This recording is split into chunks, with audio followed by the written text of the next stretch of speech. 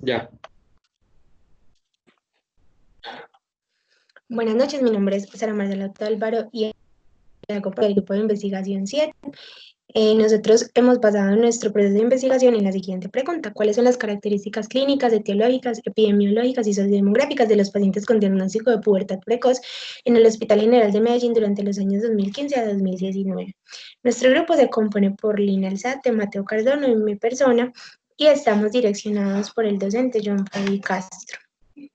Entonces, para nosotros poder entender como toda la fisiología o todo el proceso de esta enfermedad, que es la pubertad precoz, debemos recordar la normalidad. Entonces, acordémonos que la pubertad es la fase de transición en los niños que generalmente hace o desarrolla o acelera la presentación de las características sexuales secundarias, y es un proceso que suele ocurrir entre los 10 y 14 años en las niñas y los 12 y los 16 años en los varones. Esto ocurre gracias al eje hipotálamo hipófisis gonadal, que es un eje endocrino que nos ayuda como a controlar todo esto. Cuando hay una alteración en ese eje o en el sistema endocrino, entonces se presentan algunas enfermedades o la presentación pues, de algunas patologías como la pubertad precoz.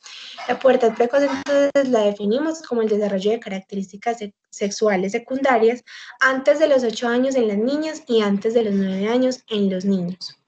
Esa pubertad precoz la vamos a clasificar a su vez en pubertad precoz central y pubertad precoz periférica. Existen unas clasificaciones semiológicas clínicas que incluyen la presentación de todas estas apariciones de características sexuales secundarias. Entre ellas, una muy reconocida que es la escala Tanner, que la tenemos acá en la presentación, que lo que hace es clasificar a los pacientes en grado 1, grado 2, grado 3, grado 4 o grado 5, dependiendo de diferentes características. En esta, por ejemplo, toma en cuenta el crecimiento mamario, la presentación del vello púbico y el crecimiento testicular o peneal. La clasificación de la pubertad precoz entonces va a ser por la pubertad precoz periférica, o también se llama pubertad precoz independiente de la gonadotropina, y la pubertad precoz central, que también se llama pubertad precoz dependiente de la gonadotropina. Esa pubertad precoz periférica se va a dar realmente por una secreción excesiva de las hormonas sexuales de manera periférica y va a formar un desarrollo inapropiado que se va a caracterizar por la varonización en las niñas y por la feminización en los niños. Por el contrario, la pubertad precoz central va a ser un daño o una activación o una alteración específica o temprana del eje hipotálamo hipófisis gonadal. Eso va a dar una presentación de síntomas o de características sexuales mucho más físicas. Entonces, estos pacientes con pubertad precoz central van a incluir maduración temprana de los senos, aparición temprana del vello púbico, agrandamiento testicular y peneano, mucho más, las características mucho más físicas. Ya entonces, sabiendo que hay una clasificación, podemos también determinar que hay unas causas específicas de pubertad precocentral y de pubertad precoz específica. En la pubertad precocentral tenemos unas causas idiopáticas que corresponden más o menos al 74% de los casos en niños y el 60% de los casos en niños. Unos tumores del sistema nervioso central que corresponden a amartomas, gliomas ópticos o astrocitomas. Y por último, pero de entre las causas principales, una mutación genética que más que todo se da en el gen X1. Dentro de las causas principales y específicas de la pubertad precoz periférica, entonces tenemos en las niñas los quistes ováricos y en los niños los tumores de las células de Leydig o de las células germinales. Hay unas etiologías que cobijan ambos sexos o que pues tienen ambos sexos y corresponden al hipotiroidismo primario severo prolongado, la exposición a esteroides sexuales exógenos, que algunos estudios recientes han encontrado que los pesticidas, algunos artículos de aseo personal o algunos productos de limpieza contienen esos esteroides sexuales exógenos que pueden como inducir a la caracterización temprana. Y se ha asociado la presencia de la obesidad con un alto riesgo de contraer pubertad precoz. Las complicaciones las podemos dividir en clínicas y en psicosociales. Las complicaciones clínicas van a corresponder más que todo al riesgo cardiovascular que presentan estos pacientes, relacionándolos con una presión arterial elevada, una resistencia a la insulina, y todos estos factores juntos van a incrementar la presentación de diabetes tipo 2. hay una disminución marcada de la HDL en ambos sexos y hay un aumento del colesterol total, del colesterol específico LDL y de los triglicéridos. También encontramos una asociación que corresponde al desarrollo del cáncer de endometrio o el desarrollo del cáncer de seno, en donde se comparó a los pacientes que presentaban una menarquia posterior de la edad normal y anterior a la edad normal, y se incluía pues un aumento o una disminución con la probabilidad de contraer pubertad precoz. Y por último, como complicación clínica, un hipotiroidismo subclínico, y también lo relacionamos con una narcolepsia infantil. En cuanto a las complicaciones psicosociales, tenemos episodios, niños y pacientes que presentan episodios de ansiedad, depresión, estrés, cambios en sus niveles pues, de autoestima, una autoimagen corporal negativa, y obviamente la presencia de la obesidad va a hacer que estos niños tengan una complicación pues, psicosocial. Es decir, y de allí la importancia a enfatizar en el acompañamiento y el seguimiento psicosocial que deben tener estos pacientes que tienen alta relación con la efectividad del tratamiento que se les va a presentar. Hay unas evidencias de algunos estudios realizados, entonces a nivel internacional acogimos 4 estudios para presentarlos que evalúan la incidencia y la prevalencia. El primero es un estudio que se hizo en Dinamarca, que lo que hizo fue mostrar una incidencia de aproximadamente de 1.5 a 2.9 pacientes por cada 10.000 niñas y de pubertad precoz de 0.24 pacientes por cada 10.000 niños.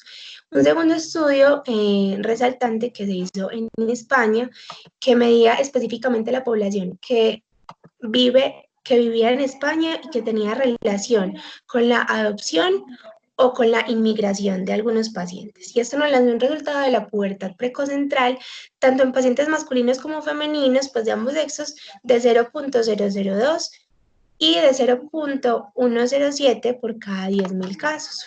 Un tercer estudio sobresaliente que se realizó en Corea del Sur, que nos habla específicamente de la pubertad precocentral, que se hizo más o menos dentro de los años 2004-2010 y tuvo un pico de incidencia en el año 2007 de pubertad precocentral más o menos de 15.3 por cada 100.000 pacientes femeninas y 0.6 por cada 100.000 pacientes masculinos. Y un cuarto y último estudio realizado en Francia, también de la pubertad precoz central, midiendo la incidencia, que tuvo un resultado de 2.68 por cada 10.000 niñas menores a 9 años y un resultado de 0.24 por cada 10.000 niños menores a 10 años. Esto con respecto a los estudios internacionales. Ya pues como ubicándonos un poquito más regionales, más de acá de nuestro país, entonces encontramos unos estudios a nivel general pues en Colombia. El más sobresaliente de ellos es un estudio que se realizó en Cali, en 3 instituciones con pacientes únicamente femeninas. Lo que ellos querían hacer era una caracterización también pues de la pubertad precoz, y como resultado obtuvieron que la edad promedio en la que presentaban los síntomas era de 6.87 años más o menos, y que los síntomas principales correspondían el 96% a la telarquía. El 70% de las niñas que consultaron presentaban pubalgia, el 8% menarquia y el resto otros síntomas asociados como el vello axilar o el olor axilar.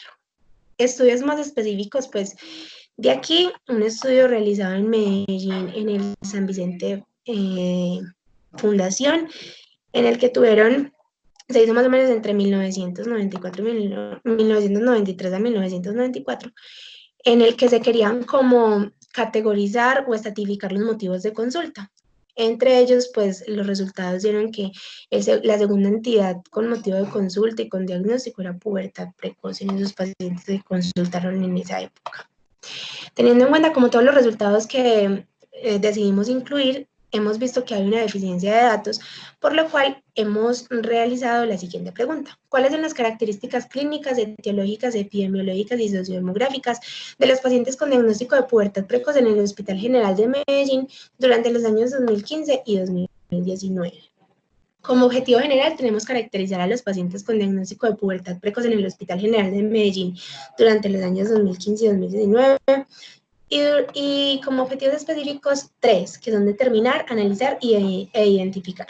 Determinar las características sociodemográficas de los pacientes con diagnóstico de pubertad precoz, analizar las características antropomórficas y clínicas de los pacientes con diagnóstico de pubertad precoz en el Hospital General durante los años 2015 y 2019, y por último, identificar la incidencia de los pacientes con diagnóstico de pubertad precoz. La metodología, entonces, importante con respecto a los aspectos éticos, es que este estudio obviamente se considera sin riesgo, según la resolución 8430 de 1993, que dice que se deben hacer el uso o la revisión de historias clínicas, de entrevistas, cuestionarios y otros, en donde pues no interrumpamos como en la confidencialidad del paciente.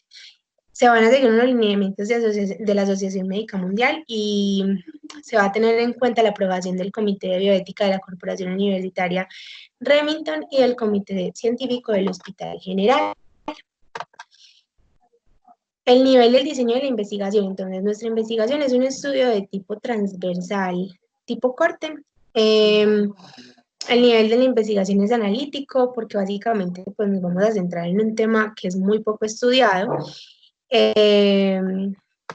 Con respecto a la población estudiada, van a ser pacientes femeninos y masculinos que consultaron al Hospital General de Medellín entre el año 2015 y 2019. Vamos a tener unos criterios de inclusión que básicamente son 4: niños que comprendan entre 0 a 12 años de edad, niños que consultaron el servicio de pediatría del Hospital General de Medellín durante el año 2015 y 2019, pacientes que tengan dentro de la historia clínica registrado un diagnóstico de pubertad precoz o de pubertad precoz periférica, independientemente de la causa, pero que lo tengan pues registrado en su historia clínica. Y como los criterios de exclusión son 2, las historias clínicas de pacientes con diagnóstico de pubertad precoz que tengan pues síntomas,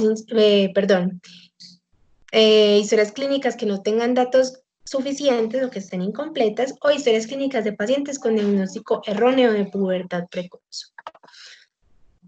Vamos a tener una muestra de pacientes femeninos y masculinos entre los 0 y 12 años de edad que consulten al servicio de pediatría del Hospital General de Medellín durante los años 2015 y 2019 con relación al diagnóstico de pubertad precoz. La unidad de análisis, pues, evidentemente va a ser las historias clínicas de los pacientes seleccionados. Ellos van a someterse a una rigurosa revisión para luego llenar una base de datos. Las variables que vamos a añadir, entonces van a ser variables dependientes que las hemos dividido en sociodemográficas y clínicas. Las más sobresalientes, por ejemplo, el género del paciente, la edad de inicio del diagnóstico. Clínicas importantes, la escala Tanner, el índice de masa corporal inicial, la presentación de los síntomas clínicos como la pubarquia, la telarquia, la menarquia, la espermarquia, los niveles de algunas hormonas como la LH, la TSH, y algunas etiologías principales que ya estén diagnosticadas dentro de la pubertad precoz y dentro de la pubertad central y periférica, ¿cierto? Como recolección de información, entonces vamos a solicitar la autorización del Comité de Ética y de Investigación del Hospital General de Medellín. Vamos a solicitar las claves de acceso de la base de datos. Una persona integrante del equipo de investigación va a ser la única que va a tener como acceso a esta información para que sea obviamente y se mantenga como el nivel de confidencialidad de los pacientes. Solamente se van a usar las variables de interés para el estudio. Y la base de datos solamente va a ser usada por los investigadores. De acuerdo al análisis estadístico, entonces vamos a usar el paquete SPSS versión 21.0 de Windows. Para el análisis univariado se emplearán frecuencias absolutas, proporciones y promedios. Y para el análisis bivariado vamos a usar chip cuadrado, variables cualitativas. Y en cuanto a las variables cuantitativas, vamos a emplear las pruebas estadísticas dependiendo del tipo de distribución, sea normal o ya pues no paramétrica, ¿cierto?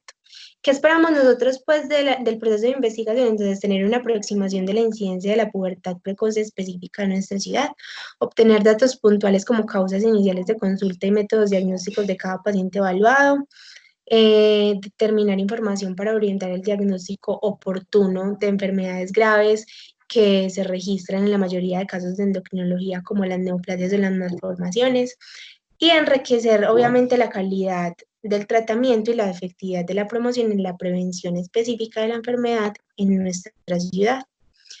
Tenemos un cronograma que parte de solicitar la aprobación del Comité de Ética de la Corporación Universitaria Remington, luego de ser verificada y aprobada. Entonces vamos a tener solicitar una autorización de acceso de la historia clínica del Hospital General, luego vamos a hacer una primera recolección de datos, vamos a pasar un primer informe parcial, luego de ese resultado de ese primer informe vamos a hacer una reconstrucción de base de datos, luego vamos a hacer un análisis de datos, vamos a presentar un segundo informe parcial,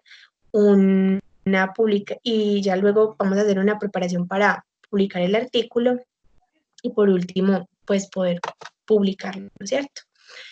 Y de acuerdo al presupuesto, pues más o menos estamos haciendo las cuentas que para el personal que contratado pues de la misma universidad, que va a ser pues nuestro asesor de investigación, se va a hacer un promedio de 5.400.000 pesos, que es como el docente o la persona de investigación que nos va a colaborar.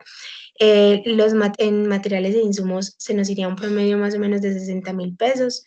Los servicios de transporte terrestre comprenderían 80.000 pesos, al igual que los refrigerios. Y esto nos daría un total de 5.620.000 pesos. En total, ese sería como el presupuesto. Ya, esa es como la información grande de todo nuestro tema.